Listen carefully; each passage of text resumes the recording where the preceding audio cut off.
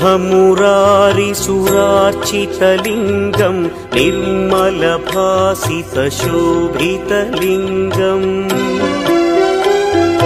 जन्मजदुःखविनाशकलिङ्गं तत्प्रणमामि सदा शिवलिङ्गम्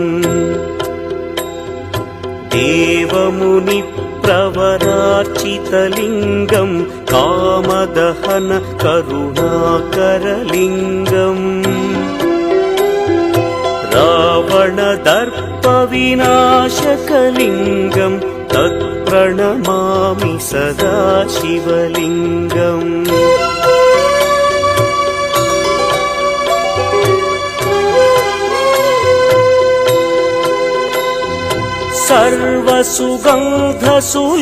सर्वसुगन्धसुलेपितलिङ्गं बुद्धिविवर्धनकारणलिङ्गं सिद्धसुरासुरवन्दितलिङ्गं तत्प्रणमामि सदा शिवलिङ्गं कनकमहामणिभूषितलिङ्गं फणिपतिवेष्टितशोभितलिङ्गम्